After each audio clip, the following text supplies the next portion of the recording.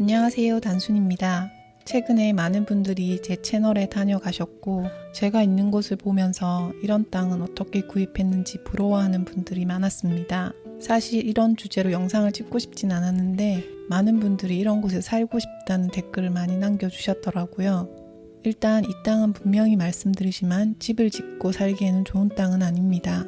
제가 올린 영상만 보고 혹시나 이런 땅을 구입하실까봐 걱정이 되어서 이번 영상을 제작하게 되었습니다.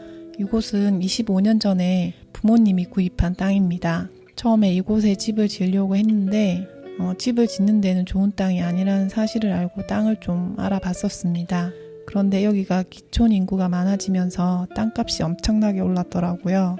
그 당시에는 몇 년 더 회사를 다닐 수 있을 거라 생각을 해서 서울의 집을 정리할 수 없는 상황이었기 때문에 자금 자체도 부족했습니다. 그래서 그냥 이곳에 집을 짓기로 하고 작은 집을 지어서 열악한 환경을 극복해 보고자 했습니다. 이곳에 어떤 점들이 집을 짓기 좋지 않은 조건인지 알려드리도록 하겠습니다. 첫 번째는 계곡입니다. 여러분은 집 옆에 계곡이 있어 좋겠다고 하시지만 실제로 이런 계곡이나 강 바로 앞에 집을 짓는 건 위험하고 좋지 않습니다.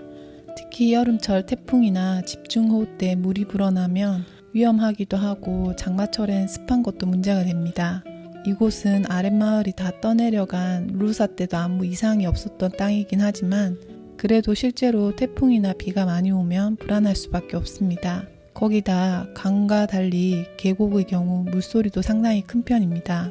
물소리가 듣기 좋지 않냐고 하시겠지만 소리에 민감한 분들은 상당히 거슬릴 수 있습니다. 지금 이 집의 경우 단열이 잘 되어 있어서 외부의 소리가 창문을 닫으면 잘 차단이 되지만 그 전에 여기 있던 집은 자다가 물소리 때문에 꼭 한 번씩 잠에서 깨게 되더라고요. 지금은 저도 물소리에 많이 적응이 되긴 했지만 영상을 촬영하는 입장에선 야외에서 촬영을 할 때 어디에서나 이 소리가 들어가는데 소리에 편차가 생겨 그걸 맞추는 것도 일이더라고요. 두 번째는 겨울철 일조량입니다. 여기는 원래 볕이 잘 드는 곳이었는데 집 앞에 낙엽송이 자라기 시작하면서 나무에 해가 가려 볕이 어느 순간부터 들지 않았습니다.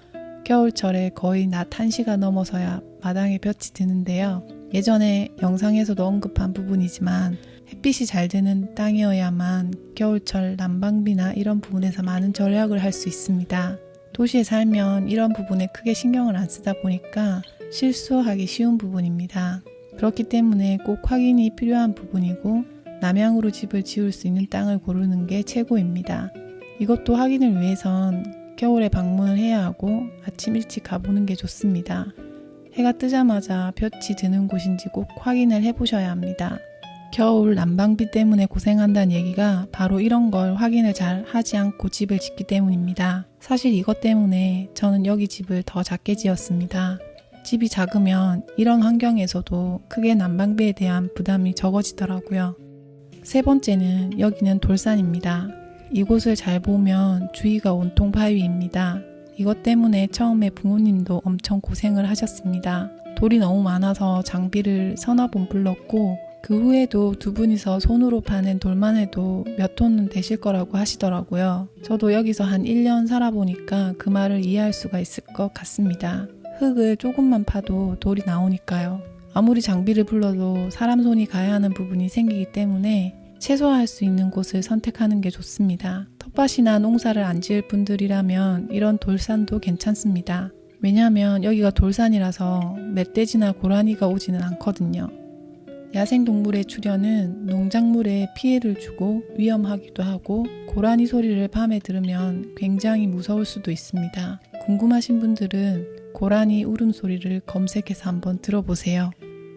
이렇게 제가 얘기를 하니까 여기가 생각했던 것보다 좋은 땅은 아니란 걸 아시겠죠? 그나마 부모님이 오랜 세월 관리도 하시고 돌봤기 때문에 이 정도지 제가 처음에 이런 땅에 들어왔다면 버티지 못했을지도 모릅니다. 제가 여러 장소의 땅을 본 게 아니기 때문에 저희 집 땅에서 주의해야 할 부분을 알려드렸습니다. 어디를 보더라도 같은 땅은 없기 때문에 정답은 없겠지만 몇 가지 공통적으로 주의해야 할 것들만 알아도 큰 도움이 되실 겁니다. 우선 땅을 보실 때는 꼭 겨울에 보셔야 합니다. 요즘처럼 계절이 좋을 때 보시면 많은 것들이 여러분의 눈을 가릴 뿐만 아니라 풀숲에 가려서 땅의 모양이나 형태도 제대로 보기가 힘듭니다. 땅의 민낯을 제대로 보기 위해선 겨울에 꼭 땅을 보시길 추천드립니다. 어쩌면 겨울에 땅을 보면 기촌하고 싶은 마음이 사라질지 모릅니다. 저도 겨울에 여기를 처음 와서 보고 집에 돌아가서 상당히 고민을 많이 했습니다. 그리고 땅을 보러 가서 비가 올 땐 어떨지, 눈이 올 땐 어떨지에 대해서도 꼭 생각을 해보세요.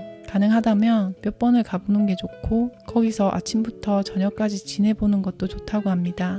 항상 시세보다 저렴한 땅은 의심을 하는 습관을 가지는 게 좋습니다. 좋은 땅은 싸게 사는 게 가장 좋겠지만 세상에 싸고 좋은 게 없다는 건 여러분도 아실 겁니다. 너무 좋아 보이는 땅인데 가격까지 싸다면 분명 뭔가 문제가 있는 땅일 수 있습니다. 주위에 축사나 묘지가 있다든지 쓰레기 매립지가 있을 수도 있고요. 그리고 계약하기 전엔 반드시 관할 관공서에서 허가 가능한지 확인을 하고 계약을 하셔야 합니다. 부동산을 통해서 땅을 사든지 아니면 지인의 추천을 받아서 땅을 구입하든지 어떤 경우라도 이 부분만 직접 확인하시면 큰 피해를 입지 않을 수 있습니다. 그냥 보기엔 멀쩡해 보이지만 실제로 알아보면 자격이 안 되는 땅들도 많다고 합니다. 마지막으로 지금까지 얘기한 건 제가 집을 짓기 위해 준비할 때 조금 검색해보고 공부했던 내용들이기 때문에 부족한 부분이 많을 수 있습니다. 꼭 네이버나 유튜브에서 관련 자료들을 더 찾아보고 공부를 많이 하시기 바랍니다. 끝!